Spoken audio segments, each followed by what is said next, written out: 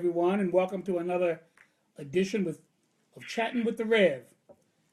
I'm your host, G. William Scott, and you all know me, and you've been familiar with me over these many months, and some of you for years and years. And we're glad to have you with us one more time. We hope that everyone who celebrates Christmas enjoyed yesterday, and family and friends. We hope that you had a wonderful feast, that you were blessed in so many ways as you are blessing to others.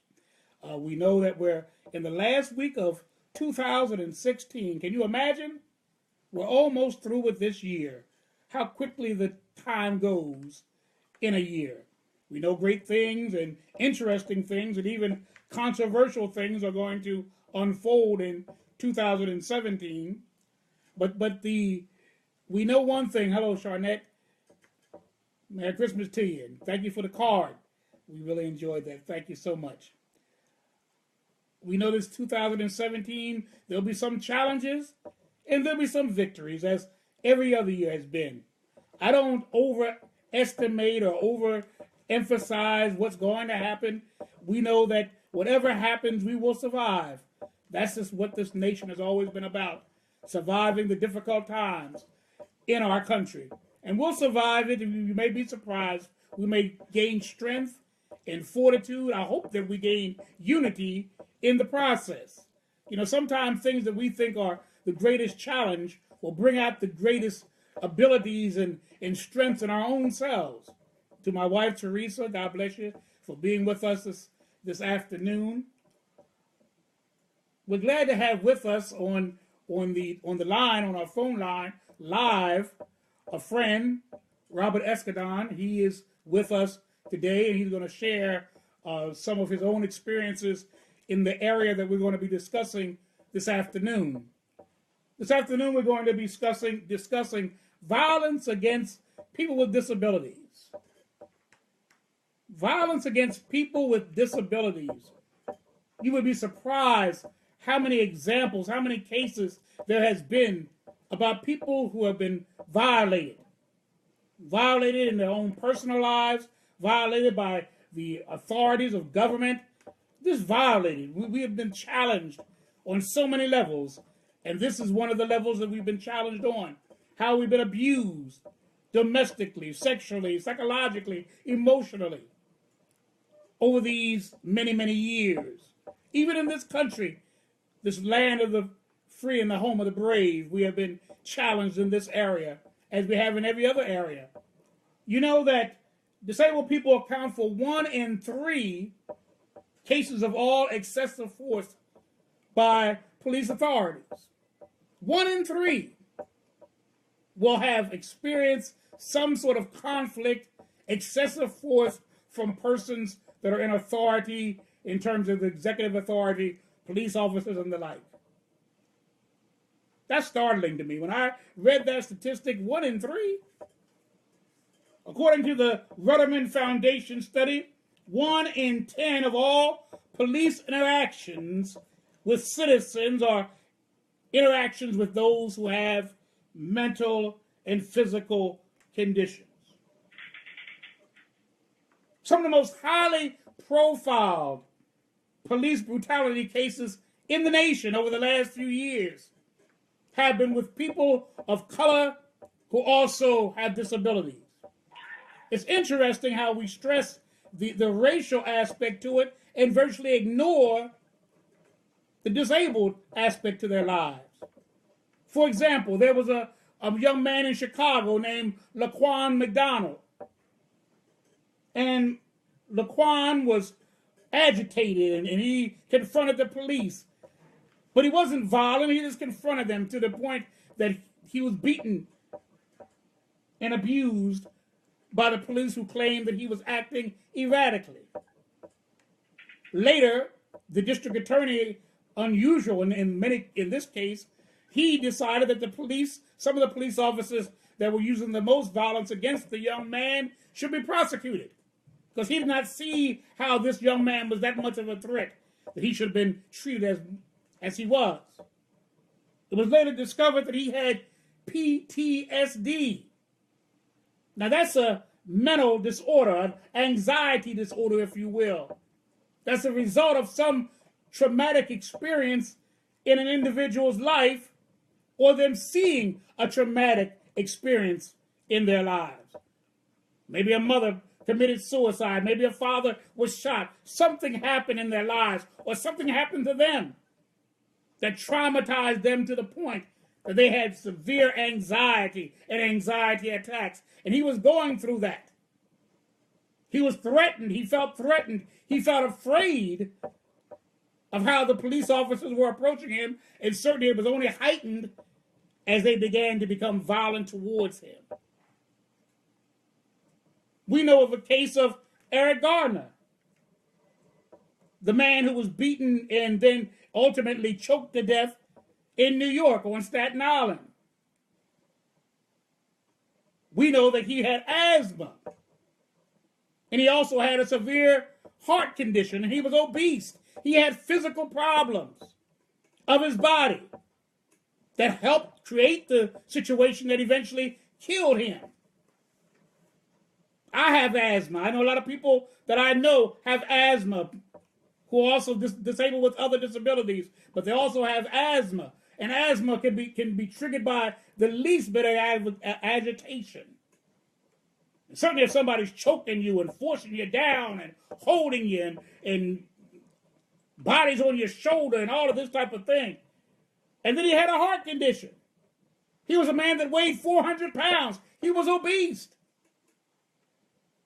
And he suffered all of that because he was selling Lucy cigarettes. What they call Lucy cigarettes. They're loose cigarettes.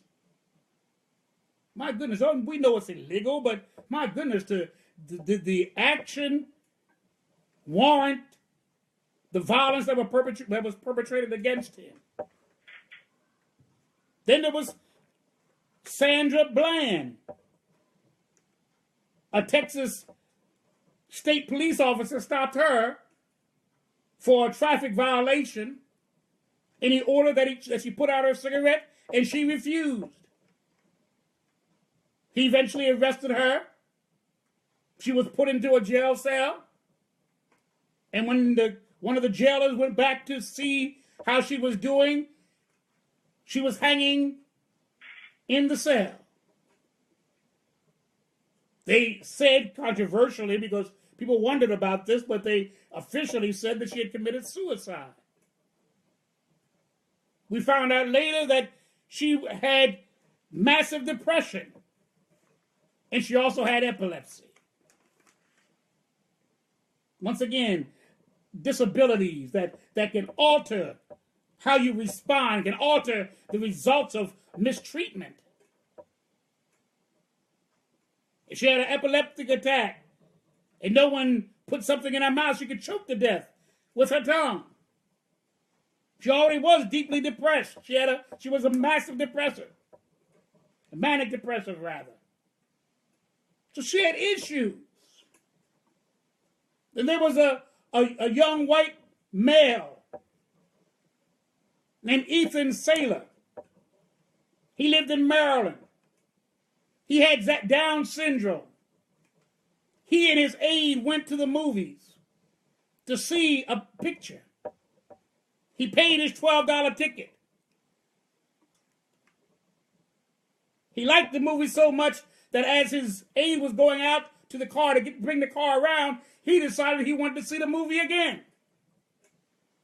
The manager approached him and said, do you have $12 more? He said, no, I don't have any money, but I want to see the picture again. The manager said he could not do it. He had to get up, and he forced him up. He tried to force him up unsuccessfully. He called some security guards who were really off-duty police officers who moonlighted as security guards to help remove him from the theater. He struggled with them. They eventually got him to the ground, face down. They kept him there so long that he died of asphyxiation.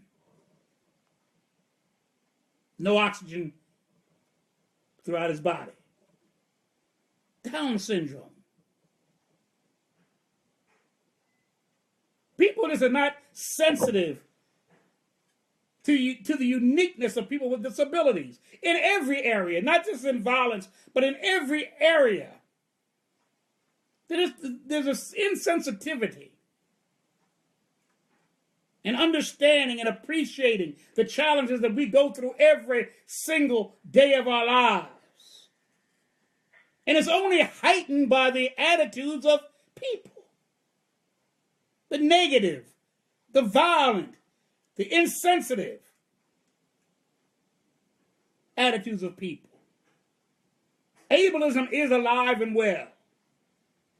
You know, ableism is a term that's used to describe discrimination, prejudice, and bias towards people with disabilities. It's alive and well.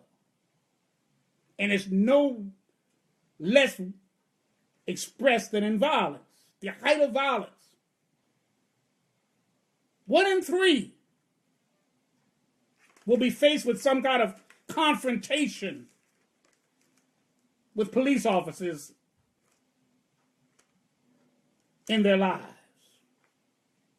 Now, there's 60 million of us. 1 in 3, man, that's a whole lot of people. Now, we know people that are severely disabled. In fact, some of them are even the most mistreated.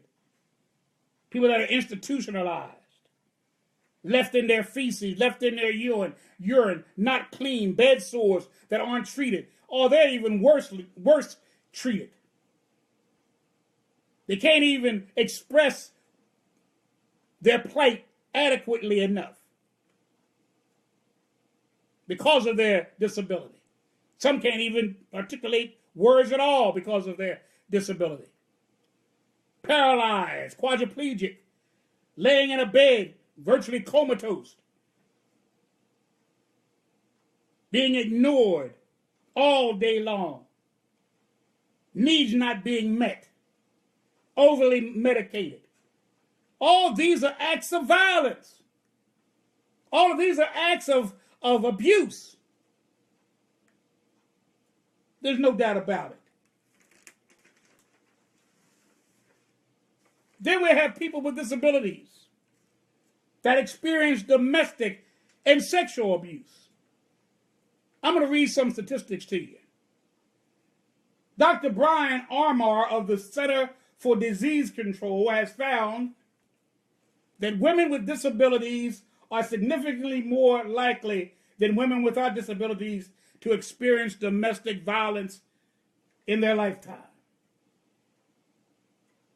80% of women and 30% of men with intellectual disabilities and developmental disabilities have been sexually assaulted.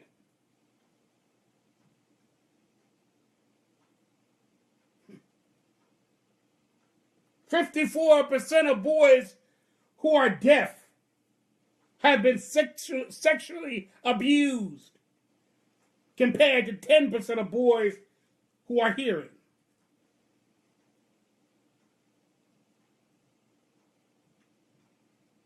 This is almost an epidemic. It's an epidemic. We asked a friend of ours, Robert Oskadon, to come and express his views on this and his own experiences in this situation. Violence against people with disabilities. Robert, are you there? Yes, I am. Well, welcome to the program. Thank you very much. Merry Christmas. Merry Christmas to you, too. I hope you had a wonderful Christmas yesterday. I did. Oh, I'm so glad about it. Well, would you share with us a little bit about your life and about even your own challenges personally and your own traumatic experiences as well? Yes.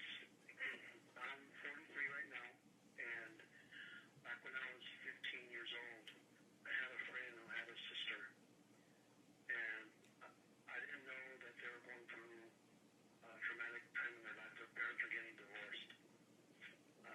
It was well known among the community in that area, but I entered their life when that was happening, and his sister decided touching me in inappropriate places. Now, at 15, I didn't know this was wrong. I mean, I was taught that adults should not be touching someone there and all this, but to me, she was only a few years apart from me, and I didn't know if that was considered an adult. And so, at 15, it was still like not clear. So this happened for about 22 months. Turned 16, I turned 17, and then right before I turned 18, she stopped. And she had other things going on in her life, and she went. But throughout that time, the touching got more intense, and then I guess the final night, the last night, I guess, that it happened was, I guess when people started to find out, and she kind of used that as a way to blame me for everything that happened. So that was kind of like when people started to find out, she told me that, because I started like questioning, what's going on here also at the same time. So it wasn't just me asking her questions, it was more the outside people that either I didn't know, or also people that I did know who were also asking her, what's going on between you and Robert. So later on, I found out that people were asking her these questions, and she kind of felt persecuted because of what she was doing. I didn't find out about that for a long time. But what was left in me was like a feeling of emptiness, a feeling of depression. I mean, depression is not just feeling sad. I mean, it's feeling a whole mess of feelings at the same time. And for a long time, I didn't have all the answers. She did tell me at one time that when she was younger, that a group of kids were messing with her in her fifth grade. When she was in fifth grade, she and a friend of hers were made to play a game, which then I found out later throughout 20 years of time. She told me that friends of hers and not friends of hers, because they're all involved in a game. It wasn't a game where it was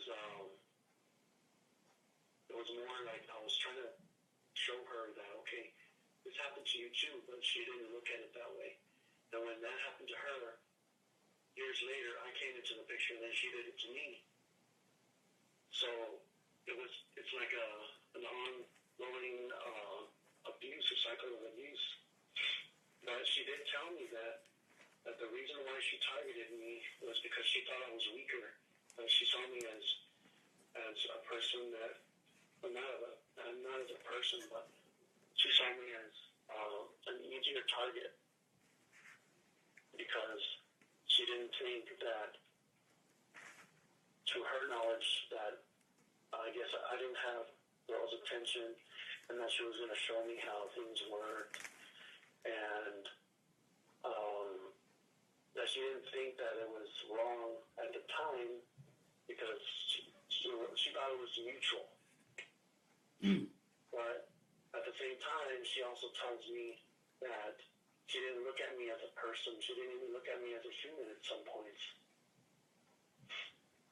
So the whole reason why she started to touch me and not one of her other friends, or not one of her other friends, but one of her other brother's friends, because I was her brother's friend. And her brother had other friends. I was one of like 5 or 6 friends that actually came to the house. He had more friends that did come to the house. I was one of 5 or 6 of his friends that came to the house. And she picked me. She said that And this is actually her actual words, that because of the way I walk. And for me, I have cerebral palsy, and my walk isn't exactly, it's noticeable. I mean, it's one of the first things you see when you meet me, or before you meet me. So she used that as a way to get in. She used that as a way of seeing me as a weaker person. Mm. And back then, I didn't know all this. So 20 years later, she's telling me this stuff that, because I had prepared some questions, I guess, throughout the years that I had about the situation, not knowing, not even thinking that I would ever talk to her again. But since I had that opportunity, she had emailed me back in 2009, 20 years, not to the day, but to the year, when she started touching me. She started touching me in 1989 when I was 15. So I took the opportunity to start asking her the questions that I had written already, not thinking that I would ever talk to her again. And I got all these answers that both confused me a little, but also opened my eyes to a larger picture of what she was thinking, how she was feeling, how all this came into play when I was there, and exactly why everything has gone the way it did. So, Robert, From her point of view. now how did you come out of it? I mean, was that helpful for you, hearing her explanation, though I don't know how good of an explanation it was, but nevertheless, it gave you a reason of why she did what she did at that time, what her mindset was.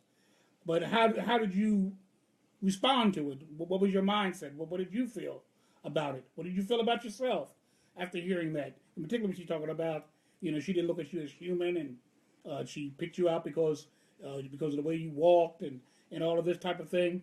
How did that make you feel? How did you respond to that?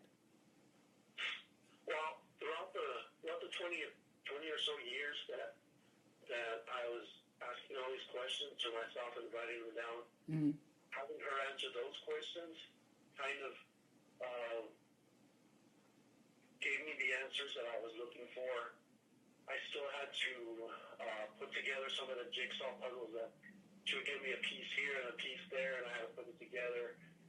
But overall, it seemed to have helped me a lot, because a lot of what went on was in her head. Okay. I knew what was going on in my head, but I didn't know exactly what was going on in her head.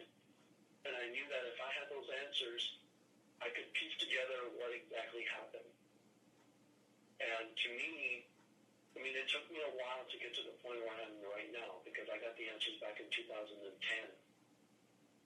And every once in a while, I'll have a dream putting something together, like a puzzle. And when I wake up that day, I'll realize, hey, this is new. This is something that I never thought of. So to this day, I'm still putting it together, but emotionally, that has helped me so much. I can't even put into words how much that's helped me. At least get an understanding. Also, that's helped me a lot more than what her answers has helped me is my faith in Jesus, because I put a lot of faith and trust in Him to help me put it together. And I think the reason why I have these dreams and I can put things together more is because of Him. Amen. I couldn't do all this stuff by myself, because I went to a psychologist for help. They couldn't help me. They actually did tell me that I didn't have to forgive her. But I know that in the Bible it says we should forgive. Yes. So that's when I was kind of like, you know what, maybe this is not such a good idea to go to these drinks, because they're telling me not to forgive, and it's going contrary to what the Bible says.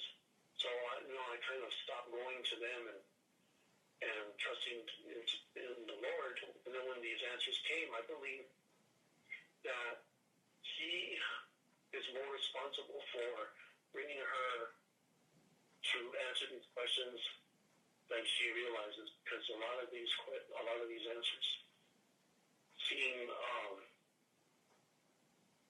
very honest, but also contradictory. But only contradictory to a point where I see these patterns in her answers that match what other sexual molesters would say. So it's not that she lied, it's just that she's just mimicking what happened to her, and she may not have all the answers either. But I already see these answers kind of mimicking what other, categorically mimicking what other sexual molesters would say. And I know this because I took many psychology classes also to try and help me piece this together. So I did a lot of things, not just mope around and be at my house, but I went to a psychologist, I went to psychology classes, I went to the Lord, and then I went and she was brought to me, and I believe this because of those situations and little things that she's also said in reference to how the Lord has spoken to her about what's going on, and she needs to talk to me. Well, I tell you. Now, Robert, I'm going to ask you this.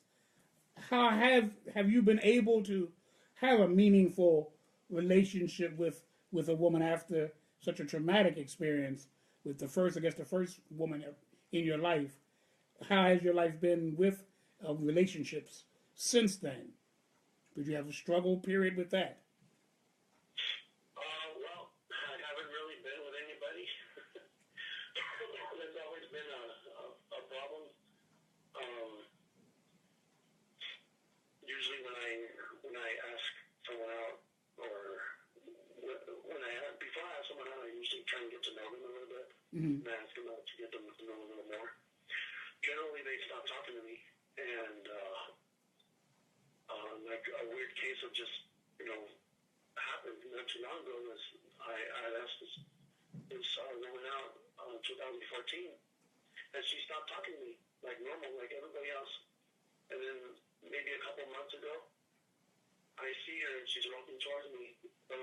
I'm at church and where I'm supposed to be, like I work in the sound booth, and she's coming toward the sound booth. I guess to ask somebody else a question. And I'm exiting the sound booth as she comes in, and she tells me, "Oh, I haven't seen you in a long time." And I'm thinking, well, I've always been here. I haven't been hiding or anything. But it's like, that struck me like not weird, because I kind of already knew because of past experiences, but kind of what she said, like, I haven't seen you in a long time. But I have seen her a lot, and I've seen her, because she's one of the ones that sings in Spanish service. So I've always had little problems with that. Haven't like dated anybody. As far as having a friendship or any type of relationship with the molester, I had to break ties with her because she kept. There was like a cycle of, okay, I'm answering your questions, but then now she strikes like she has a way of saying something where she wants to blame me still, or she wants to ask me, why didn't you stop me back then? Even though she had already kind of answered those questions within herself, she created an atmosphere of neutrality, which she convinced herself that everything was mutual, and that she even told me that she played with my feelings, even though in other parts she told me that she didn't think I was a person. And she tried to manipulate this for relationship, and then she tells me, how can I, or why didn't I stop it? Because at the time, at the age that I was, I didn't know. At 15, 16, I didn't know that's how a relationship should be or shouldn't be. So to me, I didn't have prior experience with a girl to know the difference between a good relationship and a bad relationship. And then plus her manipulating that to make it look like it was a good relationship. Then I kind of had to stop emailing her and all that, because I didn't need the negativity. I didn't need to keep trying to convince her. I mean, I've done my best. I dug into her answers. I brought out little inconsistencies here and there, and I tried to get her to explain them. But it always came back to her still trying to blame me for the whole thing. So at that point, I was like, I have forgiven you for what you did, but I cannot continue this conversation anymore, because at this point now, it is more hurting me than it is helping me. Because even though what you say isn't hurting me, it's now me not being able to help you get out of your thinking is hurting me, because I want her to get out of that thinking. I want her to stop. To me, it seems like from the point I knew her to then to now, it doesn't seem like that way of thinking has evolved, hasn't matured. Well, it seemed to me, 20 years, she convinced herself that it was all mutual, stuck with her so much that no matter what I say, it can't be crushed, it can't be stopped. So I'll leave it up to the Lord. I'll pray for her. I always pray for her that she comes out of that thinking, that she allows the Lord to enter her heart, and for her to realize, and I'll welcome her back. But at this point, I still see the same person that I saw back then. well, Robert, I tell you, I think she's still in denial. She's still in denial. She doesn't want to take the full blame for this. She wants to share the blame, so that somehow or another she kind of doesn't feel as bad about it, as guilty about it. But there's no doubt about her motives were not pure by no stretch of their imagination. I just want to pause just for a minute. I want to thank Robin Lynn Productions and Gospel Music and the other groups that she's involved with. She's sharing our video with her groups and with the productions and networking that she's involved with. I want to thank Robin Lynn for that. And we thank those who have been listening to this very, very good interview. Very insightful. It's one thing to talk about statistics and people that you don't know, but when you're hearing someone's testimony directly, when you're hearing someone's story directly from their own mouth, not an interpretation, not me telling his story, but he's telling his own story about something that happened to him that in some ways still has impacted his life. Thanks be to God that he's found the Lord, because the Lord can bring us a sense of peace. That's what this whole season's about, actually. Peace on earth, goodwill towards men. That's what he's talking about now. Our Lord Yahshua talked about forgiving. He said you can't ask the Father to forgive you if you can't in your heart find it that you will forgive others. You have to be able to forgive others if you expect the Lord to forgive you.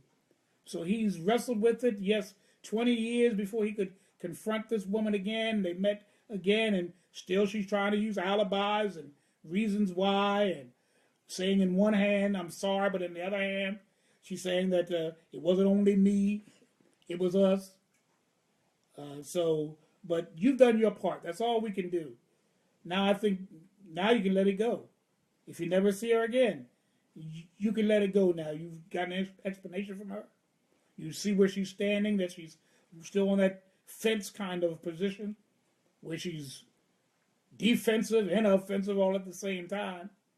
So, I think I'm happy that you shared this with my audience, with the people that are listening, for those that will be listening. As you know, these videos are virtually immediately available to anyone who was not able to listen to it live. You can listen to it forever. And then I also post the videos, all my videos, on YouTube, my YouTube channel. You go to YouTube and go into the browser and just type in G. William Scott. And you'll get this interview as well as every interview. My wife Teresa says, has the caller ever tried to use Christian dating sites for a companion? I've tried to use different dating sites.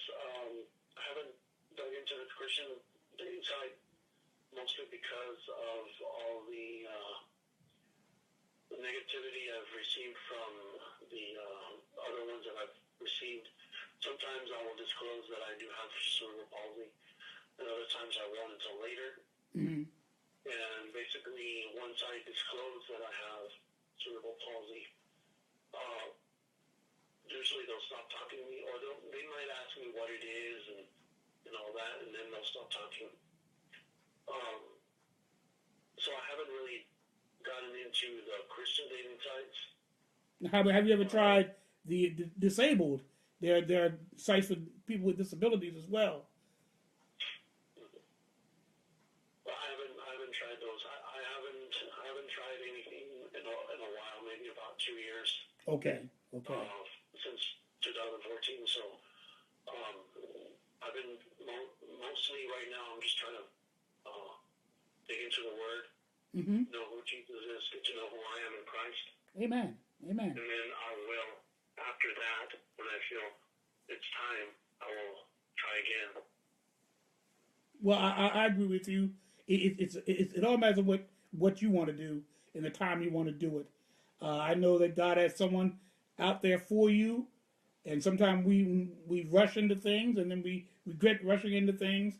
I know I've been in relationships myself, as I shared a couple of weeks ago, or last week, I forget now which, but I shared with you, with the audience, and with you and others about my own experiences, and how I felt that only those who were disabled could ever look at me as anything other than a friend, a buddy, a pal, somebody to talk to in times of trouble. But I've learned since then that that's not the case, but you have to wait. You have to wait on the Lord. Robin says there's a site called Disabled Dating for You. The four is the number 4 U.US. Disabled Dating for the number 4 U, the letter U.US. But with any time that you are of the mind to move in that direction, these are just little hints, and we thank Robert and my wife both for thinking about that. That God has somebody out there for you, but your priority has to be your priority. Right now, you want to get into the Word. You want to teach and instruct people and get people to understand the goodness of the Lord, the love of the Lord, and then if they begin to understand the love that the Lord has for each of us, then they can begin to understand that no matter whether you have a disability or not, you're worth loving. And I believe in my heart that people with disabilities have a great deal of love to share. There's another social community Robin Lynn has given me. It's called Special Bridge Social Community for people with disabilities. Not so much a dating service, but just a a place where we can all go and fellowship one with another. That's another thing I was going to talk about today too. One of the problems why violence occurs in our lives is because we're so isolated. Most of us live in communities that don't have anybody disabled but ourselves. I know I went to school and there was nobody really disabled, not to the degree that I was, but me. And so, even in your neighborhood, how many people do you know that are really disabled at all? And if they are, maybe you may not know it or not, but the chances are not many are as disabled as many of us are. So we don't have that kind of communal social interaction with people like ourselves, like other groups do. And I see Robin says that she wants to. God will send you the right mate, as we had just said, and we want to thank her for some of those suggestions. I think we need to do more of that. We need to get more involved with each other. A lot of times we get involved, and we really just mainly talk about things that'll kind of bring you down, the operations and the other things. It's nice to have a social group where we can share and laugh and talk about our ambitions, our life hopes, our life dreams, and yes, throw in the problems we have as well, because we can get encouragement and support for that. But then we need to have a social group. And I think more cities, more communities need to work on that. More churches. Churches, I tell you, I don't know about you, Robert, but I don't think the church has done enough for people with disabilities as they should. I really don't. I've noticed in the church that I attend that a few weeks ago they had created little areas for people with disabilities, in particular those who use wheelchairs. Mm-hmm. They need space for them. They have always had ramps. There's one in the back of the church, and there's 2 entrances in the front, and there's a ramp for each side. Well, that's good. So they have the accessibility for disabled people at the church that I do attend. Well, that's good. However, disability isn't really a topic people talk about much in the church. There's not much talk about in the sermons. I've been there for 4 years, going on 5. Next year will be my 5th year. And I haven't really heard anything about in the sermons or even guest speakers speaking about disability and how to approach people with disability or communicate with people with disability. And that's very true. That's very true. That's very true, Robert. And I think, it's one thing to be able to go into a building, but to be included in the life of the church. I mean, how many ministers in that church? Or any church. I'm not even talking about your church. I don't know your church. But how many ministers? Sharing person there that is a minister. He does a communion message every once in a while. And that's he's the only person that I've seen that's in the ministries, that's ordained minister. Mm-hmm. As for me, what I got involved in is was a praise and media worship. Okay, that's good. What I do is I put up the lyrics of the songs and the scriptures that whoever is doing the talk. So I do that, and I get really creative, and it allows me to be very creative. So that is what I got myself into in the church. I got involved myself. That's good, and that's what I had to do as well. Is to be a little assertive, to look for something to be involved in. One of the other ministries that I did get involved in kind of dissipated, but it was a men's group, and I got involved in that too. But throughout the time, it kind of went away. But for me, it seems I have to put more effort into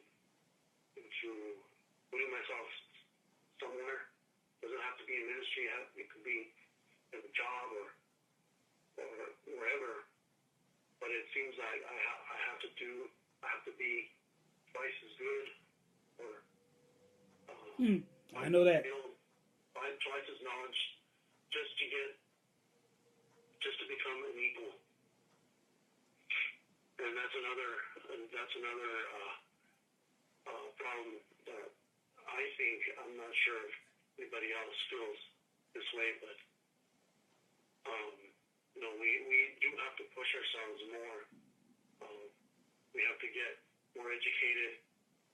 We have to get more skilled to be that equal with another person, say for a job.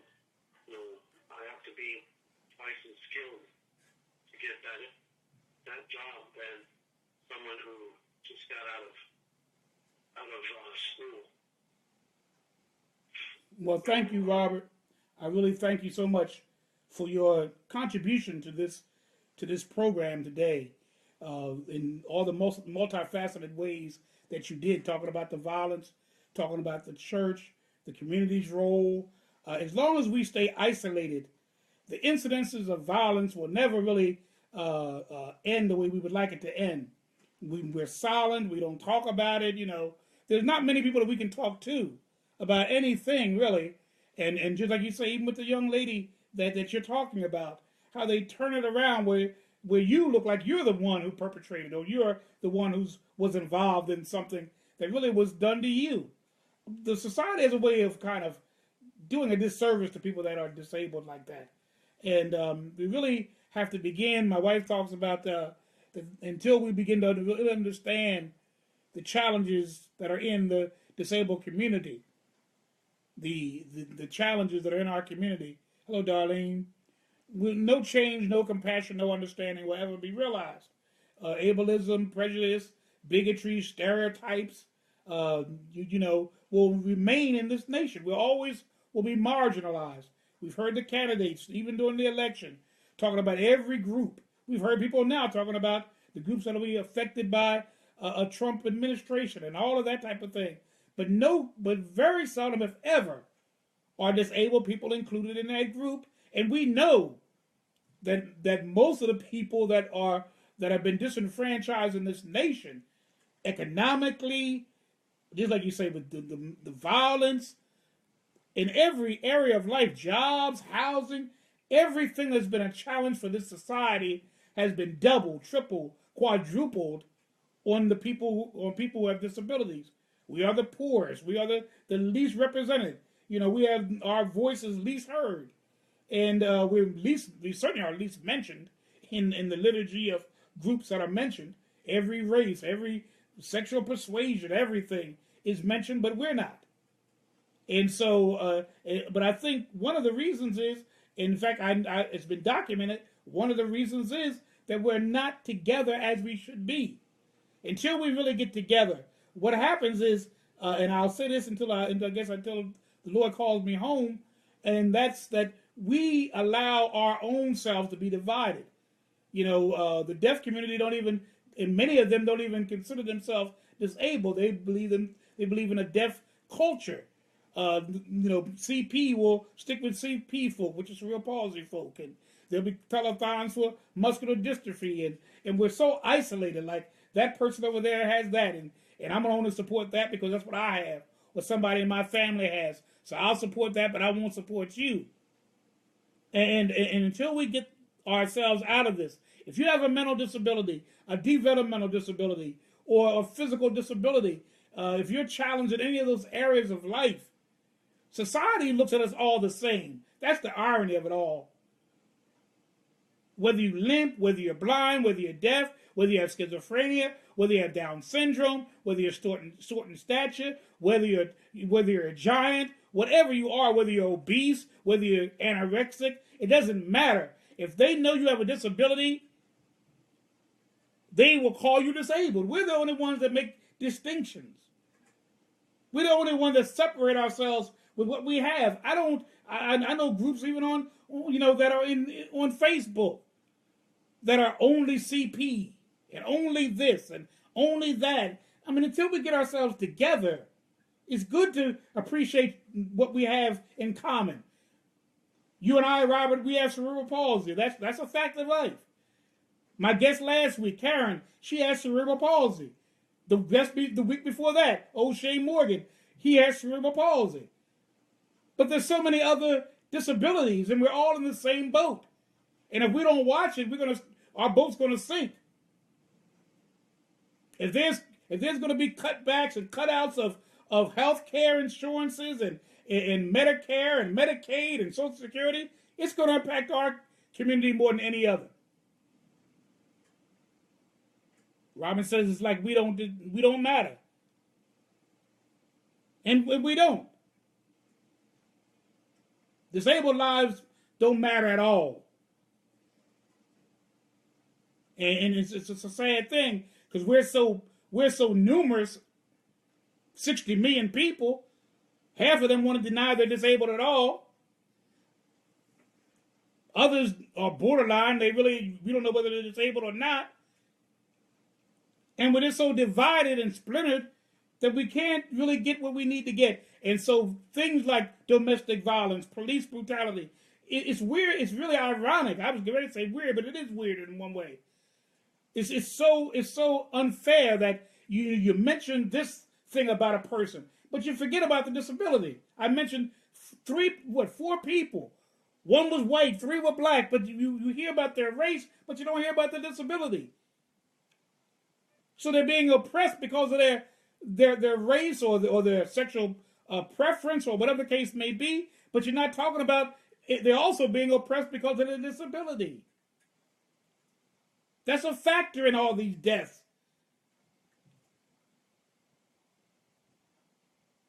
If you wrestle a 400-pound man who has asthma and a heart condition and you choke him out, it's no wonder he's going to die.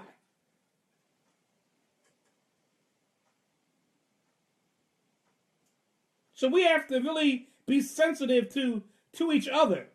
We have to advocate for each other, not just in terms of whether we can get on the bus and whether we can get in a restaurant and whether we can do this or that. But we have to care for each other in our everyday lives. When you struggle like you struggled, we have to care about you. We have to be concerned with each other in the struggles that we have every day. So I thank you for being open with us this afternoon, Robert. I really do. I appreciate your candor. I appreciate your frankness. I appreciate Robert and Teresa and all the ones, Darlene and others who were on our show today. I thank you so very, very much for stopping by. And for those who made comments and suggestions, I really do appreciate that. And I'm going to write down some, of course, the comments will be kept on the Facebook page. So I'm going to write down some of these suggestions and share them with others that are physically challenged and those who are caretakers of those that are physically challenged and family as well. So that we can find a common ground and unite ourselves and reach out to one another and help one another. I think 2017 will be a year that we really need to organize and really need to stick together and fight alongside of one another. Because we don't know what this year is in these next 4 years or how many years it is that we're going to face. We do know one thing: we need to stick together, in whatever the case may be. So thank you, Robert. Thank everyone for coming out and joining us today. We want to remind you that on Friday we're not going to have a program. We'll be back on Monday. And of course, Monday will be January the 2nd, so it'll be 2017 the next time that we meet. So we hope that you have a wonderful New Year's, that you find a place that you can find rest and comfort. And don't worry about resolutions. Just resolve this one thing, that I'm going to change those things I need to change and do those things that I need to do to make 2017 the best year of my life.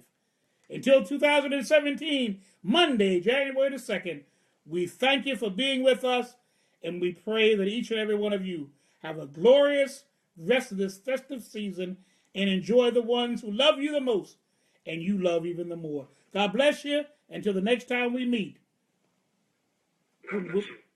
It'll be live again on Monday, Robin. We'll be live again on Monday. Okay? It's always Monday and Friday, but this Friday we're going to have some guests come in from out of state to visit with us. So we're going to be visiting with family and loved ones on Friday that we weren't able to see on yesterday. They'll be coming in on Friday, and so we will postpone our meeting on Friday, and we'll pick it right back up with our program on Monday, 3:00 p.m. Eastern Standard Time. Thank you, Robert. Thank everyone, and may everyone have a happy New Year. Bye-bye.